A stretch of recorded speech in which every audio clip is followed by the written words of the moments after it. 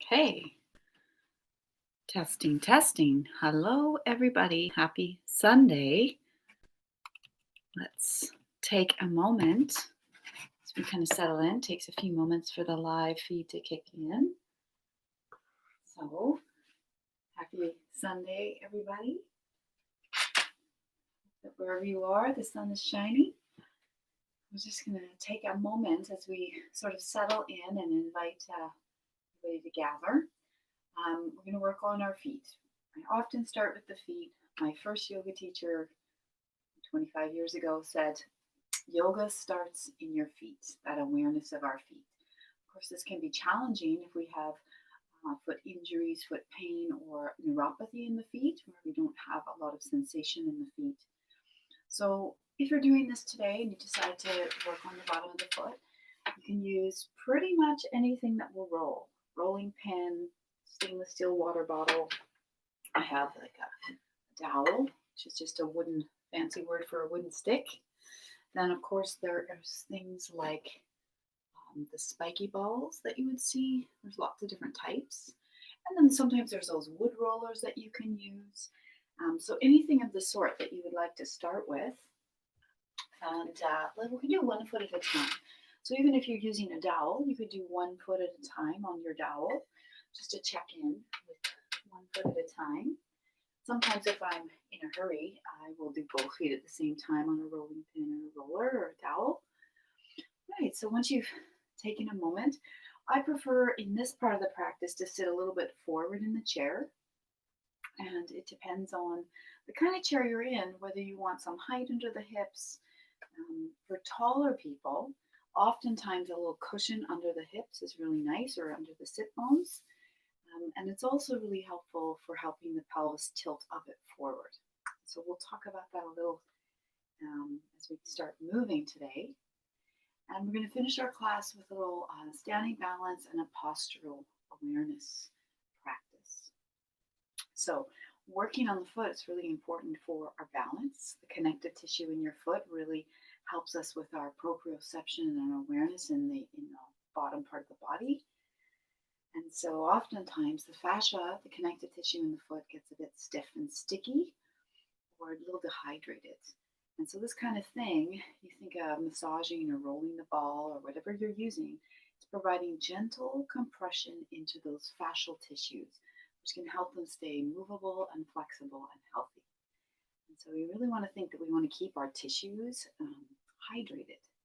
And so from lack of movement or real stiffness, maybe if we wear a lot of shoes, they don't allow for a lot of movement at the bottom of the foot. This can sort of impede in the ability for the fascia to move. And if the fascia is not moving enough, it can get a bit sticky, stiff. So when you think about your fascia is your newest organ as of, I think, 2016, they realize it's much more important than originally understood in Western medicine. So just take a moment. If you find a spot on the foot that feels manageable, where you could maybe rest your foot for a moment, you can explore a cleansing breath. So a cleansing breath is in the nose, out the mouth. It can be with a sigh, or it could be no sound. And I'm going to kind of hinge forward from the hip crease. So I'm going to have the hands on the thighs, avoid the knee joint. So just make sure you're kind of mid-thigh or closer to the body here. I'm going to take a big breath in, sitting up tall. On the exhale, so you exhale through the mouth, letting your body hinge forward a bit. Slowly coming up, press into the thighs to come up. Take a nice deep breath. Big soft sigh.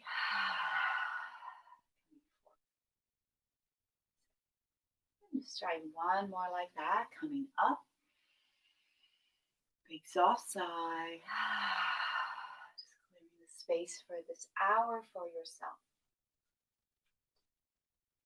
And then in your time, as you arise, you might start to move a little bit on the edge of the foot, the inner edge of the foot.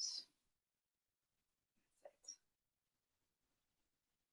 So a lot of people will know about the word fascia from the word plantar fasciitis, which is often an inflammation in the fascia in the foot.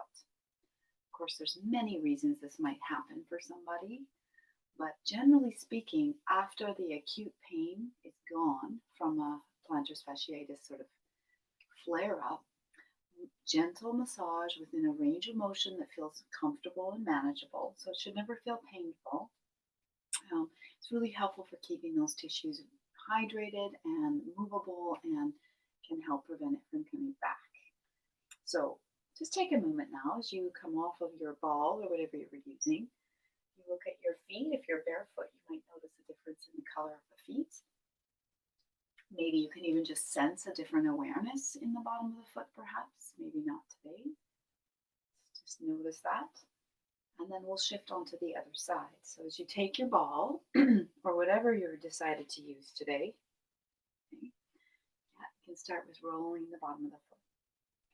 And so as I mentioned in Western medicine, I think it was in 2013 that they started a congress on fascia, because the new equipment that we have and the new technology we have to study the human body and human tissues and live tissue is what led scientists and doctors to discover that the fascia is quite important for our body, more than we originally thought. But in Chinese medicine, the understanding of the fascia has been as an important part of our physical body has been known for thousands of years, because all of the meridians in Chinese medicine, those energy lines that run through the body that you would be accessing through acupuncture or acupressure, all of those meridians are in the fascial layer. So your connective tissue is quite fluid based. It's slimy, movable fascial tissue that allows the body to slide and move, and all those kind of sliding motions that we'll explore today are thanks to your fascia moving and sliding. So when fascia gets a bit dehydrated or sticky, or it's gotten tense or tight from an injury or surgery, then it doesn't move as much, and then we get clunky, sticky bits in the body and maybe some discomfort. And so the other one last thing that you might want to think about is that most of your body's fluids are in the fascial layer, in the connective tissue. That includes your lymphatic fluids. And so we're going to do some movement for that today a little bit later. So find a spot somewhere on the foot. If it's already feeling like enough pressure for you, you don't have to fold forward. You could just take the side breaths. But if you like to fold forward and hinge at the hip crease, you might sense there's more weight in the foot as you come forward.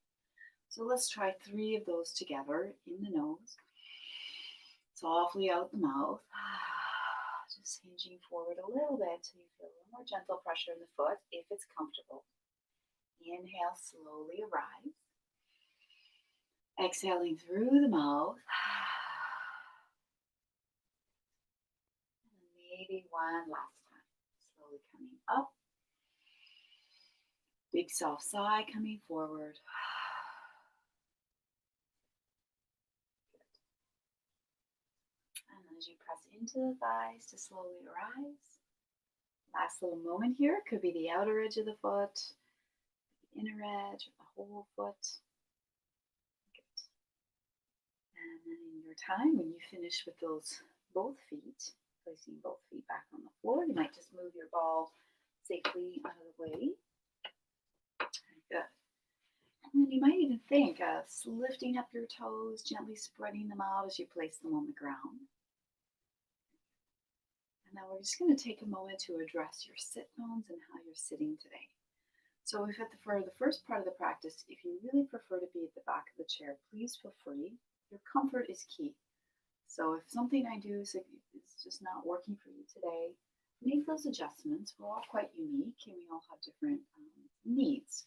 For example, if you're really tall, you might want something under the hips to give you more of this 90-degree angle. I'll just show you on the side. Okay. So usually I put the blanket or the cushion not right at the edge of the chair, but my sit bones are going to be on the edge of the chair, or on the edge of the blanket, and that will help so that the pelvis can tilt a bit forward versus kind of slouching back. So for me, with my height, this chair is pretty fine. It's good. If you were taller, you might even want more height under you. And if you're on the shorter side, depending on the chair you're in, um, sometimes people will put something under their feet. So really, you can experiment a little bit here with what feels right for you. And we're going to just take a moment to work with our head, neck, and shoulders a little bit. We hold a lot of tension in our head, and our neck, and our shoulders. And so the shoulder shrug is a great place to start. And so it's sort of a tension release exercise. You can really use your breath for this. So on the inhale, I'm going to invite you to let your shoulders come all the way up to your ears. And on the exhale, just let them soften. You might even let out a sigh breath with a little ha sound.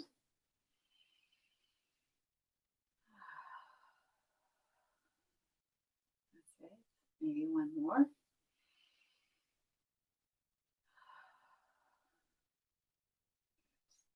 Wonderful. And then let's just see if we can allow the shoulders to float up to your ears, back towards the back of your chair, down towards your sit bones, and then a little bit forward.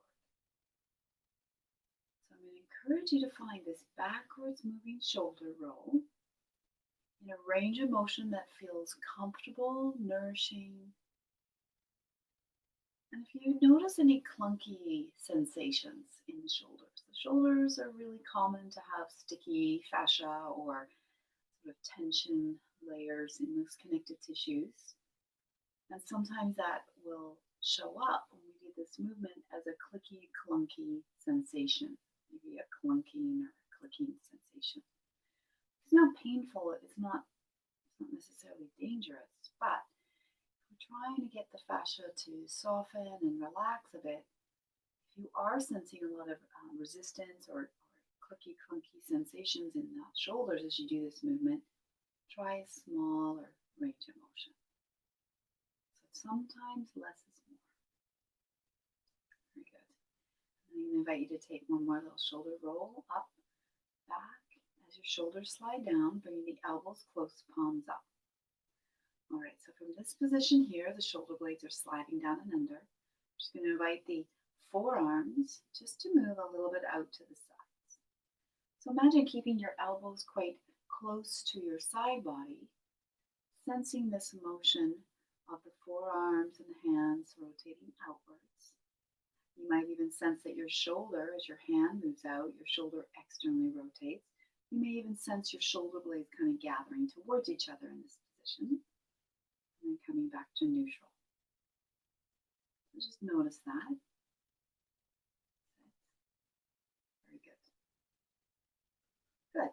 Now I'm going to invite you to take that external rotation of the forearms to that comfortable place for yourself, and then take your arms out to the sides. All right. So we're going to explore today a little bit more how the hand and the shoulder are connected, and the foot and the hip. So when I roll my hand around, my whole shoulder rolls inward. So as you do this, you might bring your chin a little bit towards your chest to have a little gentle stretch in the back of the neck. And then as you gently look forward, just slowly rotate your hand the other way. Think of your thumbs rolling towards the wall or the behind you. Try that 2 more times. Go slow, hand rolling in. Chin might come a little more towards your chest. And then as you look forward, think of the thumbs rolling back towards the wall behind you. So chest opens, shoulders externally rotate here. And last one. Shoulder rolls in, upper body rounds forward, chin coming to chest. Very good. And then very slowly, the hands moving in the other direction. Very good. Okay, so from this position, let's just see if you can curl your fingers gently into your hands, your thumbs, curling your hand into your shoulder, wherever that is. Sometimes the hands won't actually touch the shoulder. With the shoulders, of course, I'm encouraging you to move in ways that is not aggravating any discomfort or any pain in your body. So you might be limiting your movement here, but from this position, just see where your elbows will go with comfort. For some people, they might go all the way up like mine are. For some people, they might be here. For some people, one arm might be a little bit in a different range of motion. Just going to your fullest range of motion with the elbows out to the sides, and then slowly unfurl the arms. Spread out the fingers. So we'll try that in its total one more time, curling the fingers in, curling the hand into the shoulder, slowly the elbows floating down towards the ground, and then the arm unfurls. Hand stretches out. Let's try one more time, curling the hand in, curling the hand into the shoulder, letting the elbows float up towards the sky. That's it. And then this time, instead of unfurling, we'll float the elbows out to about shoulder height, maybe lower. And try a few little circles in one direction. Try the other direction, a few little circles. And we'll do one more little back stretch here. Your elbows go out to the sides. Think of gathering your elbows towards each other in the front as you turn your chin a little towards your chest. And then think of the elbows floating towards the back of your chair as you look forward. Just try that one more time. Elbows floating forward, chin floating towards your chest. And then the elbows floating back. And then the elbows can slowly come down and unravel. Shake out your hands. Very good. Wonderful. All right, so let's take a moment as we sit tall in our chair. If you choose to sit all the way back for support, you can do so. Personally, I like to sit forward in the chair as I showed you with the towel or the blanket or towel on the chair to lift the hips or the sit bones a bit, just to help with some of those core muscles in the back to allow them to start to work. Often when we sit in the back of a chair, we kind of collapse into the chair, and then those muscles there kind of get a little bit slack. And so just see. So what we're going to explore a little bit is the relation of your pelvis in your posture today. This is sort of a point that we're going to focus on a little bit, both standing and seated. So if you're sitting in your chair and you sit up really tall, for most bodies, they'll sense that the pelvis tilts a little bit forward. And then when people slouch in chairs, and your chin comes to the chest, your pelvis tucks under as your back rounds. So just try that in a range of motion that's pain-free for you. Think of sitting up tall as if you had a book on your head. Maybe you have to do that as a child. There's something to it. And then on the exhale, as your chin comes to your chest, just think of the slouching. And your hands might slide a little bit towards your knees. So it doesn't have to be a huge range of motion. I just want you to think of sitting tall and then sitting small as if you're just tired and you sort of slouch a bit in the chair. Very good. Try that one more time. Sitting tall and sitting small. Good. Okay, so we're going to add on to that today. So as you come up to your first position, if it's available for your shoulders, I'm going to invite you to bring your arms up as if you were holding a box. So your elbows are kind of in line with your shoulders, your hands are sort of, palms are facing each other here. Very good. So we're going to slowly float the arms out to the sides as you sit tall, book on your head. And then chin to chest as you bring your palms towards each other. There's that little upper back slouch. Taking a breath in to sit up tall. And then a breath out as you sit small, chin to chest, hands come together. Good. One last time, sitting tall. Good. And then sitting small. Good. Wonderful. And then as you sit tall, we're going to take our arms out to the side. Yeah. Very good. Now, if the arms out to the side like this doesn't feel comfortable, we could also just be in front of you here. So they could be here, or they might be up to the side. So what we're going to do is we're going to do a little reaching exercise, a reaching up and over. So with your right hand, I'm going to encourage you to reach up and a little bit over to the left and then back. And then with the left arm, reaching up and a little bit over to the right. Thinking of your sit bones staying seated, evenly weighted on your chair. Sometimes when that arm goes up and over, I'll notice people's hips start lifting. I really want you to think of anchoring your hip, your sit bones into the chair for this movement. So we're evenly weighted. If you find that your shoulder does not like this movement today, doesn't want to go up and over, the thing you can do here is just a little reach and just think of a little bit of a side bend. Essentially, we're starting to move into some of those side body muscles here. That was the last one. Very good. Okay, so now let's take your right hand and we're going to push across towards your left knee. Bring it back to your shoulder, then your left hand pushing across to the right. So we were doing a little side bend, now we're doing a little torso twisting. Very gentle. Really, this is pretty common in functional daily life. So reaching across, reaching across. So one more time on either side, pushing through the palm of the hand. That's it. Last one. Very good. Very good. And then you can allow your hands to come to rest on your thighs, a little shoulder roll, and then we'll do a little shoulder shrug. Let's try that one more time. All right, so now, we started a little bit with our awareness on the hand and the shoulder and their relation. Now we have the foot, the knee, and the hip. They're all related as well. They all move sort of together. So within a range of motion that's comfortable for you, knowing you can leave anything out that's questionable or causing you any discomfort, just do so and know that your sensation is more important than my guidance. So first thing to explore is lifting your toes. And then as you turn your feet out, notice how the knee rolled out. You might even sense the hip moving. So just try that. Just toes out, toes in, noticing that connection. I do find that sitting a little on the edge of the chair is easier for this. Your leg will move a little easier, less connection to the leg and the back seat of the chair. Just seeing if you notice that. Okay. So now we're going to take a little wide walk with the feet and see what your comfortable widest angle is, and then walk them back. So lifting the toes, turning them out, then the heels, then the toes, then the heels. Now as you go really wide, especially if you're sitting on the edge of the chair, just be mindful you don't fall out of the chair. Just see what is that range of motion that you can do with comfort.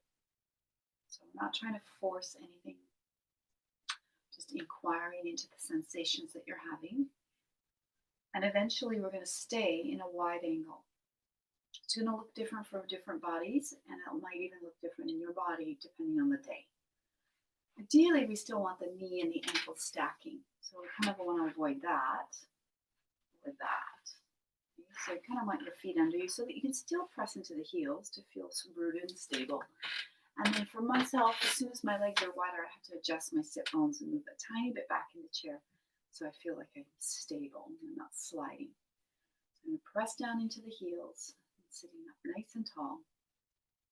Very good. So I'm going to take a moment to bring the hands up, and I'm going to invite you to turn to face your right thigh.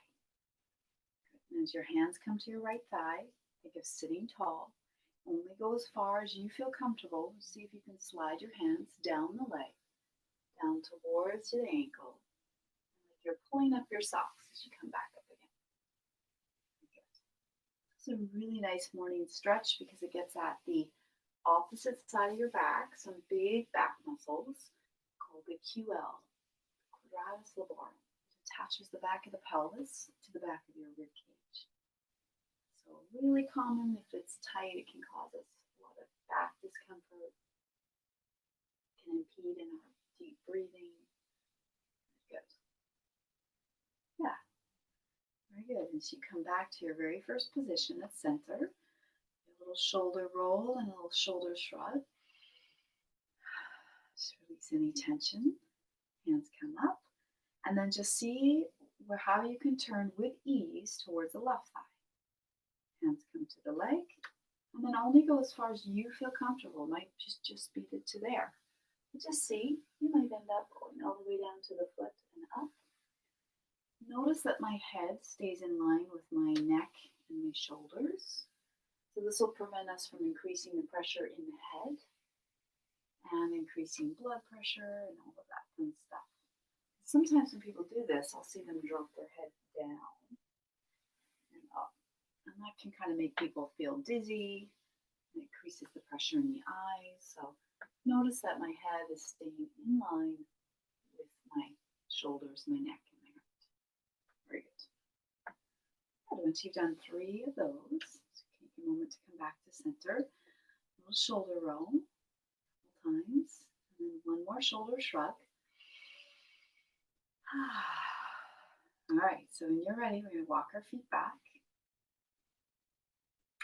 Yeah, and so now we have our feet back at hip width apart. We do the rocking chair. We haven't done that yet today. It is a release for your lower back, only going as far as you feel comfortable. Knowing that your thigh bone is also the biggest, strongest bone in your body, you can press with the palms of your hands into the thigh bones, avoid the knee, to take a little bit of the weight out of your lower back. So I'm going to show you from the side. A lot of you know this one. It's one of my favorites. Okay. So as I'm sitting tall, placing my hands on the mid-thighs, I'm going to take a breath. On the exhale, come forward, maybe the heels lift. On an inhale, I'm going to come up. On the exhale, maybe leaning back a little bit, letting the toes lift. Now the core muscles are starting to engage a bit. So it's a core engagement as we sit back, and it's a little release for your lower back as you come forward and lift the heels. Okay, so try that 1 or 2 more times. Inhaling up, exhale, leaning back, toes lift a little bit. Inhaling up, exhaling forward. Good. Let's try that one last time. Inhaling up, heels come down. Exhale back. Think of looking forward as you lean back. So you're avoiding this with the head. It's pretty common. Very good. And then once your foot comes down to the mat or the floor here, we'll try child's chair pose. Very similar to what we were just doing when we came forward, except that we're going to keep the foot flat. So as you come forward, if it's comfortable, for some people the forearms on the thighs can feel comfortable. And then if you'd like a little stretch for the back of the neck, you might draw your chin into your chest for a moment. Encourage all the muscles of your face to soften. So a sigh breath can really help release held tension from the body. You might even explore a very small little bit of movement with your chin. Sort of gently moving your chin a little over towards one shoulder. And then slowly back to center. And then slowly to the other side.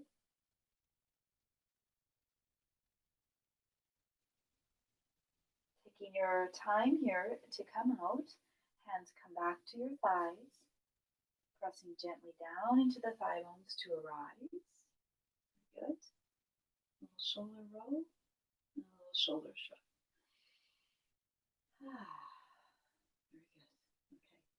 So a little balance practice we're going to do seated, and then we'll kind of explore this standing a little bit. When we're seated, our sit bones are our main center of balance and our awareness of how we're sitting. So one thing to just be curious about is that if we're sitting tall, you sit tall like you have a book on your head. For a lot of people, they can sense that they're sitting a little bit on the front of the sit bones versus sitting small when you slouch in your chair. You end up on the back of the sit bones. So I just want you to notice that as you sit tall, you might sense that your body weight shifts a bit onto the front of the sit bones. And when you sit small, your body weight is kind of at the back of the sit bones. I want you to just notice that. And then just see if you can allow your body to rise up sitting tall. Okay. Now see if you can shift your weight to your right sit bone. So your left sit bone might lift a bit. Back to your both sit bones. Can you sense even weightedness in both sit bones? And then a little shift over to the other sit bone. That's it. Now, if this feels comfortable, this is a way to strengthen some of the oblique muscles and help support the pelvis, only if it's comfortable. I'm going to invite my body to lean over to the right. And I'm going to see if I can lift my left leg. So I'm really using some muscles here to do this. If this does not feel comfortable to lift the leg, shifting, lifting, then just focus on the shifting. I'll try that 2 more times on either side. Shifting the weight to the right sit bone, maybe lifting the left leg. Very good. Shifting to both sit bones, over to the other, lifting the leg. Sit. Good. 1 more time either side. We're using some side oblique muscles, muscles that also stabilize the pelvis. Over. That's it. Very good. Okay. Good. Now as your foot comes down, let's just see if we were to keep both feet on the ground this time, shifting your weight to your right sit bone, then come forward to your left sit bone, to the back, over to the right, to the front of the right sit bone, shifting over to the left sit bone, shifting back and around. So the pelvis really is key in our balance and our posture, which is going to be something we're going to focus on when we come to stand today. Try the other direction, side, over, forward, around. Good. Last 2. Very good. And then building this awareness of our sit bones and how we're sitting can be really helpful in some stretches as well. So let's explore that now. So we've done this one quite a few times, but we'll review using one hand. So your right hand, I'm going to encourage you to hold the chair somewhere. It's because it's your anchor. First part of this is a balance exercise where there is going to be our weight shifting onto that left sit bone. So if you're comfortable, you can take the left arm out, looking over the left fingertips. I want you to see if you can reach and lean, if you're reaching for the parking button that you can't quite reach. So my right sit bone has lifted, but I'm using the chair to anchor me so I don't fall out of the chair. Now, if your shoulder allows, we're going to follow the arm up. As you come all the way up, you may notice that your sit bones come back to center. Then let the elbow float down. We're going to extend the body again, reaching for the parking button. That's it. Follow the arm up, back to center. So I really want you to notice this very last one, how your weight shifts onto that left sit bone as you reach to the left. And then how as your arm floats back to center, you might sense your weight centering. So the arm could be in the air. You might even have your arm here if the arm extended does not feel comfortable for you. Relax my shoulders. So sometimes I'll notice that people's shoulder is way up like near their ear here. Just see if your arm is up and it's comfortable, can you relax your shoulder? Okay. Now for our side bend to the right, I want you to see if you can keep both sit bones even on the chair. Okay. And only side bend as much as you can without feeling your left sit bone lifting. With the left arm up in the air, taking a big breath, we're going to teeter a little over to the right. Keep your left sit bone from lifting. Because what I'll often see is this. People's sit bone will start lifting. This will give us more of that stretch in the side body. And then that left arm is going to float onto the side of the chair for an anchor. Right arm is going to extend out. We're going to look over the fingers, reaching and leaning for the parking button. Noticing the weight has shifted out of the left sit bone, more in the right. Follow the arm up. Notice when the sit bones come back to center. Let's try that 2 more times. So it's a reach and lean balance exercise. Following the arm. There it is. Very good. Last one, reaching and leaning. And then we'll finish with a side bend here. So following the arm up. Just see if once you're here, you can see about evenly weighting through both sit bones. The arm that's in the air, relax the shoulder. Take a breath in. And just the tiniest little side bend over.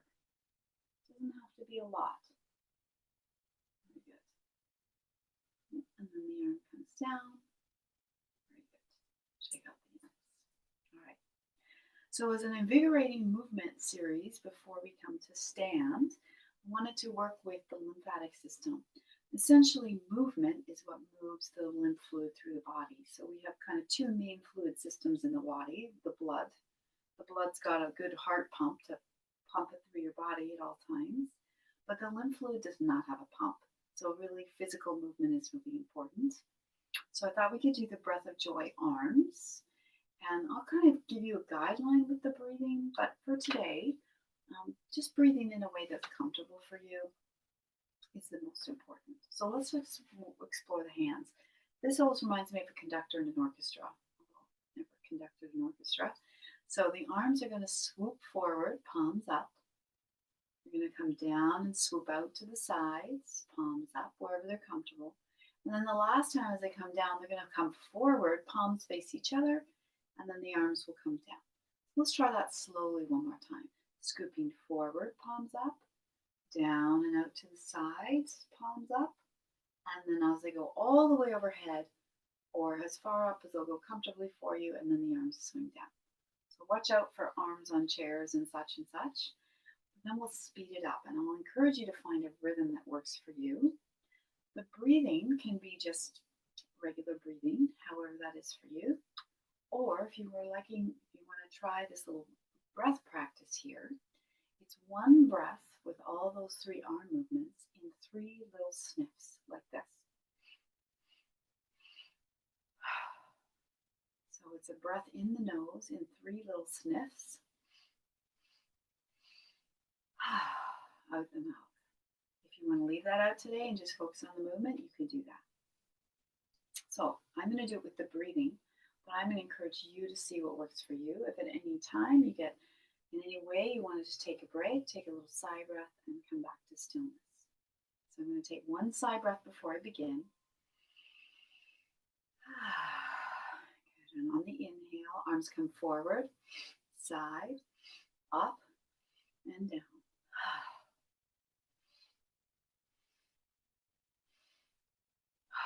So it could be a smaller modified range of motion. Maybe it looks like this. Forward, side, up, down. Maybe a bigger motion might look like this. Really depends on your body. So we're not trying to force ourselves into movement that in any way feels painful. So smaller movements, if that's helpful. This is a way to get the fluids moving in the upper body. Good. I'm going to do 2 more. Last one. Very good. And then take a moment to let your arms come to rest on your thighs. A little shoulder roll. Good. And now we're going to release the shoulder with some traction. So as you come forward, you can have both hands on your thigh bones to start with. Then you might let one arm hang. So I want you to think of the arm gently getting a little bit of spacious traction here in the shoulders. The weight of your arm is gently pulling on the shoulder a little bit. Allow the arm to just swing. And then in your time, when you're ready, we'll do the other side, taking that arm back to your thigh. Other arm hanging down. Maybe it swings a little bit here. Watch out for the leg of your chair. Sometimes even just letting the arm hang without any movement feels good. And then also sometimes holding something in your hand, like a little hand weight or a can of soup, can increase that created spaciousness in the shoulder. All right, and then in your time, when you're ready, both hands back to your thighs. You press into the thighs to come up. Shoulder roll. Let's try that 2 more times. And then a little shoulder shrug. Let's try one more. Good. Okay, so we're going to slowly make our way to standing. And for that today, we're going to do a little exploration of movements that get us out of the chair. Everybody is different. First thing I would do is encourage you to move everything out of your way before you start moving. So if you're using a ball, make sure it's not in your way. Any other props that might be in your way. We don't need any props for today's class except that ball we did at the beginning. All right, so in this position here, I'm sitting a bit at the edge of the chair. For me, that's a little easier to get out of the chair. And then I'm going to bring the feet a little bit closer to me so that the feet are really under me. So that if I press into my feet, I can feel my bum one still left, but there's one missing piece. And so the rhyme that a lot of you know I use, I don't know who made this up. I didn't make it up, but I just use it a lot. To get out of a chair, you want to think knees over toes. Okay, what that means is the feet are a little closer to you so that you have leverage. Because if your knee was under your ankle, it would just be really hard to get out of a chair or impossible. So you need that leverage. You need your knees over toes, essentially means your heels are under you a little bit more. Second part, though, is nose over knees. This is when the weight is shifting from our sit bones to your feet. So just notice as you hinge from the hip crease forward, at some point when your nose is over your knees, there's more weight in your feet. Now you still might need to use the hands on the chair or the armrest, depending on your knees and your hip. But for some people, as you get to this point, you might be able to just slowly press into the feet to slowly come out of your chair. Just take your time. And then once you do that, before you move into the back of the chair, take a moment to bend the knees a bit as if you were sinking down into your feet. You might lift the toes and spread them out. Once you feel stable, then slowly straighten the legs. A little shoulder roll up, back and down. And then I'm going to invite you to come to the back of your chair. So you're using your chair as a balance tool or something in front of you. That could be a walker with the brakes on, a countertop, the back of the sofa, what have you. So it is nice to have something just in case you need it.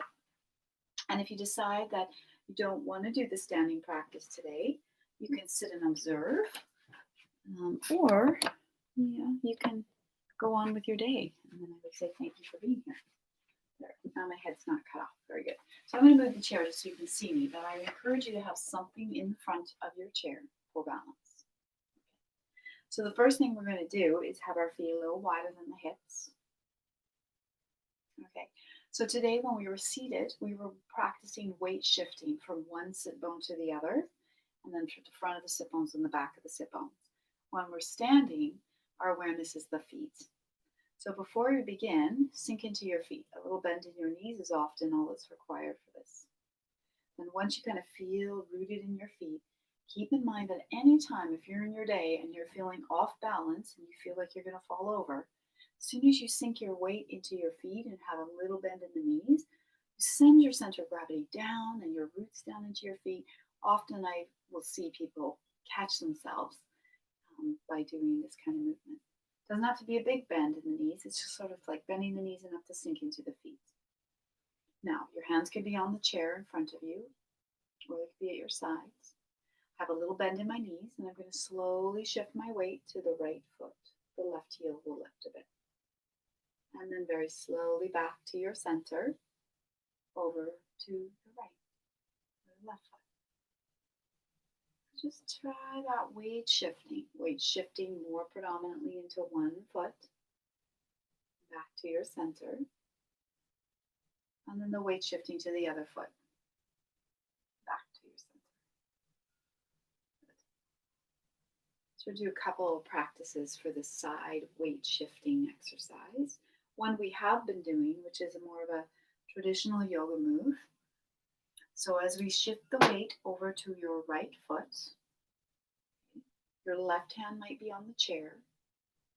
Your right arm is going to reach up if it's available, and maybe the left leg lifts. Think of Mary Poppins. You got your umbrella flying away. And then slowly bend the knees, shifting to evenness in both feet. So weight is in both feet. Then weight shifting onto your left foot. Left arm reaches up. Right leg might reach up. So we're standing on one leg in a diagonal. If it feels painful to put all your body weight on one foot, then just work with the shifting. So the lifting is bonus, a little weight bearing for the bones, a little extra balance, but not at the expense of your pain, discomfort. So if it's your hip, your knee, or your ankle that just doesn't like to have all body weight on it, then use your comfort to guide you here. Good. Okay. Good. As your feet come back down, this next movement I haven't taught it on the chair yoga class yet, but it's one of the older movement based yoga practices. And it's kind of from one of the Moving Warrior series. So it's kind of a fun one. And it's a great hand exercise. So if you've been coming to my fitness classes or my chair yoga in real life, we've been working on this for a few weeks now. So with your right hand, first make a little ball and just see if you had a handful of confetti, if you were trying to spew it out of your hand. So it's like a flicking action with the hand. Just see how that works. Okay. So you're going to take your ball of confetti up to your right shoulder. I'm going to bend my right knee and bring my left arm up. If you've ever done track and field, it might look a little like throwing a discus or a shot put or a javelin maybe. So you're going to throw your ball of confetti to the right in a diagonal. Now for some people, you're going to sense that your weight shifts from your right foot as you get ready to throw to your left foot as you throw. So try that a few more times, throwing in a diagonal. So the foot doesn't have to lift up off the ground, but just sense your body weight shifting a bit. Very good. Last one. Good. And then take a moment to come back to center. Let's try the left side. So make a little left hand fist and then try to flick. It's a great one to strengthen the hands. It's kind of tricky. Very good. Okay. So I'm going to take that left hand with my ball of confetti. Right arm comes up. I'm going to bend my left knee, getting ready to throw in a diagonal to the right. As I throw to the right, you might feel like your left heel lifts a bit. Bending the left knee, getting ready, throwing. That's it. Try 3 more if you can. Really sensing the body weight shifting. For some people, as they get comfortable with this, that opposing foot might float, like the left foot might float right off the ground, and that might never happen. That's it. Very good. Let me do one more. That's it. Very good. And then as you come back to your first position, okay, your feet are hip width apart. Let's take a little shoulder roll up, back, and down. And we're going to just turn the feet out a small amount. And so we did a little warm up for this when we were seated today. Our sort of breath of joy arms that we get. We just wanted to do one more little movement for the lymph fluid through the body. So this is like sort of the Qigong sort of soft bend in the knees, just a soft little bend. Doesn't even have to be that big. And of course, if bending the knees is painful, you could keep the legs straight. I kind of like adding that little bend as if it was helping you bring the arms back up. And then I'm going to encourage you to find a range of motion that feels comfortable for you to move with the arms. You could also choose to do one arm and hold the chair with one arm and then switch if you felt you need a little more stability and balance. For some people, the arms might move really big. Just watch out for the chair and your arms and walls and such. Good. And then see if you can take the other direction. So these kind of movements every day are really helpful for getting the fluids, the fascial tissue warmed up. And then through that, as the fascial layers start moving, we also start moving the lymph fluid through the body. 3, 2, 1. And then as the arms come down, I'm going to turn my feet forward. Very good. Now this one, watch out for the arms of your chair or the back of your chair, but just see if you can do a little swing. Sort of as if we were taking the arms up and chopping, rocking on the back of the feet maybe. That's it. Last 2. And you can always make things smaller, more gentle. Last one. Good. And as the arms come down, a little bend in the knees, you can try the palm tree twist. So you might allow the opposing heel to lift maybe, and the arms can tap around the sides of the body. Sit. Just taking a moment to come to a still point in your time. So you might slowly pause. And as you come to a still point, you might even take a moment to close your eyes just to see how this feels in your body after that movement. Sometimes when we've done sort of massage or any work on the connective tissue, There's a fuzzy relaxation sensation. In your time, when you're ready, as you open your eyes, bring your feet back to about hip width. Just wanted to address our posture a little bit and talking about our pelvis. So when we were sitting, I was talking about how if you sit tall, the pelvis tilts a little bit forward. And then as you sit small, the pelvis slides under, tucks under. Same thing when we're standing. So I want you to just think about pressing into your heels, lengthening through the crown of the head. And in this sense, there might be just a little bit of a tilt of the pelvis. Yeah, good. Very good. Now, spreading out the feet, feeling the feet, and see if you can be as even weighted on both feet. And then we'll just explore, like we did in our sit bones seated, weight shifting from the back of the foot, side of the foot to the whole foot. So now we're on both feet fully. To see if you can weight shift to your right foot, back to center, and then to the left foot. Good. Back to center. Okay, so we're going to do a precursor to tree pose. As you shift your weight to the right foot, okay, you might lift your left knee and turn your left knee out a little bit, if this is comfortable. So the ball of the foot's on the ground. You might have the foot kind of resting on the inner ankle. Press down through the feet, lengthen through the crown of the head. You might bring your hands to your heart center. And then you might choose to extend the arms overhead, maybe. Take a breath or two here. That's it. Hands to heart center. Knowing that trees move around a whole lot, so just know that. Knee coming forward, foot coming down. Now I'm going to shift my weight back to both feet. I'm going to shift my weight over to that left foot a little bit more. I'm going to bend the left knee a little bit so I have a bit of support.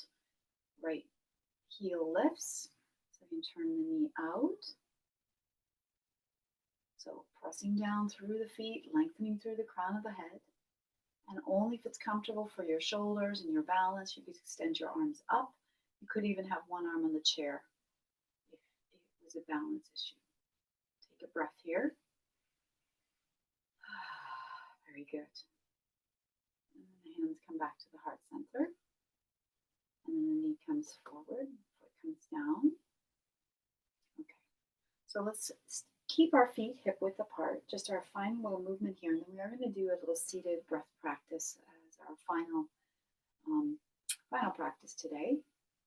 But I wanted you to take a moment now. So we've played with weight shifting side to side. Now let's play with weight shifting front to back.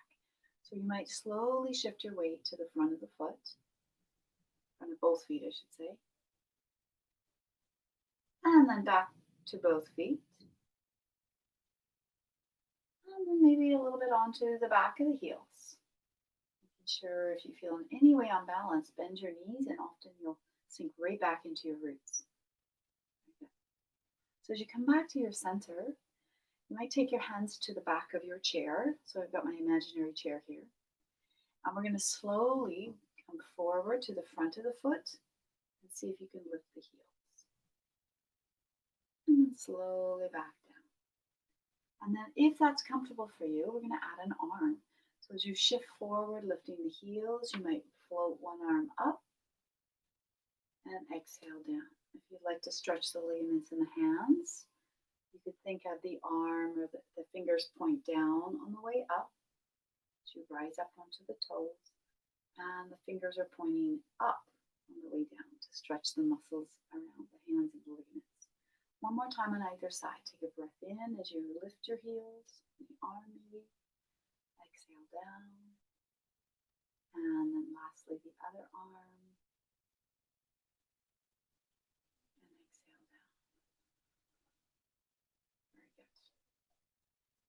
Very good. Okay.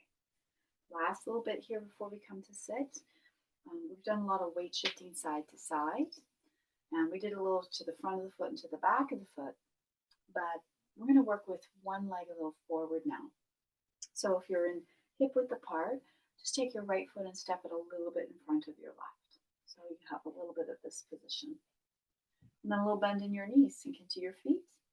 And then just see if you can weight shift to the front foot and then to the back foot. So you can keep a little baby bend in your knees the whole time. Weight shift to the front foot. Weight shift to the back foot. That's it. Now, if it's comfortable for you as you weight shift to the front foot, you could be holding your chair. See if you could lift your back foot. For 4, 3, 2, 1. Good. And then your back foot comes down. As you shift your weight onto the back foot, again, bending the standing supporting leg is helpful. See if you can lift the front foot. 4, 3, 2, 1. Good. Okay, as you bring your foot down, we'll bring the feet back together. And then we're taking the other leg a little bit in front. So you have just that little bit of a staggered position, a little bend in the knees, and then it's weight shifting to the front foot, weight shifting to the back foot. You can hold the chair for support here just to be curious. That's it. And then the last time we're going to keep standing on the front foot for a moment.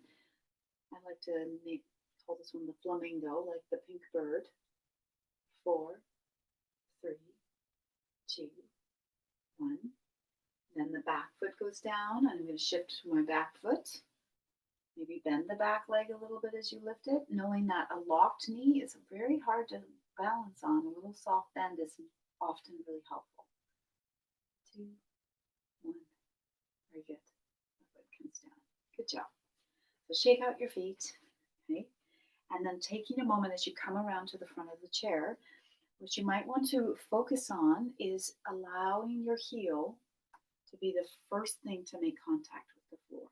This is just really helpful in that awareness of the toes lifting so that we don't drag our feet.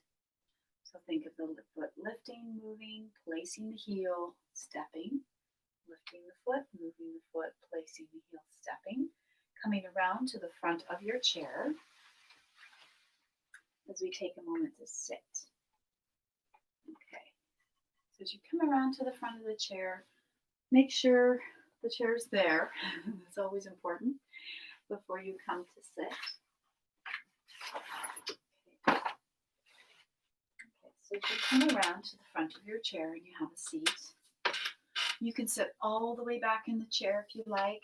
You could put a little folded blanket or a cushion or a Pilates ball in the mid-back if that helps you sit up tall. And then I'm going to encourage you to take a few big sigh breaths with your shoulders.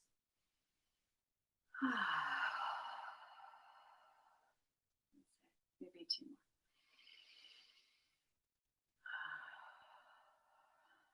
Last one.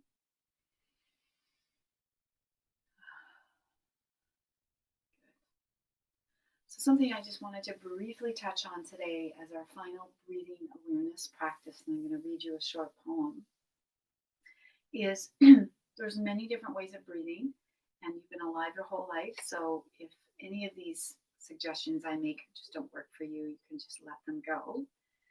But generally speaking, the sigh breath, when we exhale through the mouth, these are helpful for releasing carbon dioxide, held tension, stress, all these kind of wonderful things. However, we don't necessarily want this to be our main way of breathing. If we can work with nasal breathing, it has some extra benefits. So nasal breathing is when the lips stay together and the breath comes in the nose, out the nose.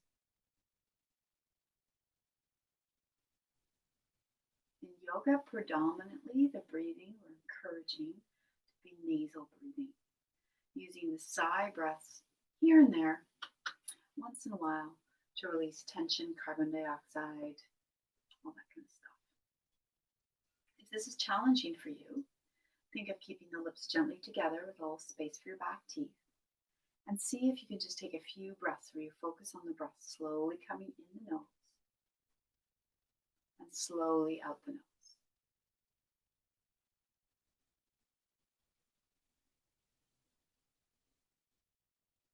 As you breathe in the nose, you can imagine you were smelling a beautiful flower.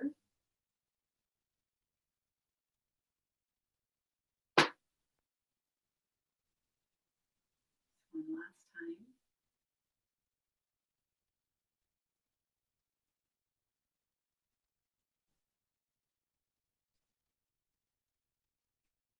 So one benefit to nasal breathing is that we get a little more oxygen with each breath we breathe in and out. So you pick up oxygen on the way out only when you're breathing out the nose versus the mouth. When you exhale through the mouth, you release extra carbon dioxide. But if we do it all the time, it can kind of set up a feeling of not being able to take a deep breath, especially if you're wearing a mask. So if you are in a situation where you have to wear a face mask, I'm encouraging you to use that as an opportunity to explore slow nasal breathing.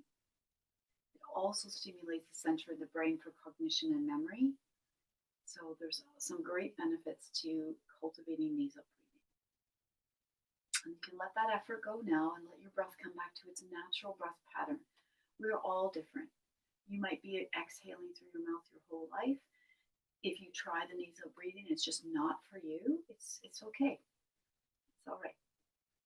So releasing all the effort of your practice as you sit back in your chair. You might take your hands over your heart center for this last moment. I wanted to share a poem with you that I don't know, it's been going on through my head for the last week here. And it's written by Gabrielle Harris, and it's from a book called The Language of Yin, which is a type of yoga. And it's called What the World Needs. And so we can just set back for this last moment. And this is what the world needs. We need people who remember to hold the hands of others when they need it. We need people who know there is no separation between us, the person in the queue in front of us, the tree outside our window, or the homeless person on the street. All our actions, words, and deeds echo out into the world. We all have a capacity to love beyond separation and remember the innate goodness of ourselves and others. So just taking a moment to acknowledge the innate goodness in yourself and in other people that you know, and hold that in your heart this week. And I take a moment to thank you so much for your practice today and your curiosity to explore balance and movement. And in general, yoga is really an inquiry process, an inquiring into our physical sensations and our emotions as they come up in movement and stillness. And so I really thank you for being here and practicing with me today. You have a wonderful week, and I hope to see you again every Sunday at 10 a.m. Namaste. Thank you for being here. I don't have a camera operator. I have to turn myself off.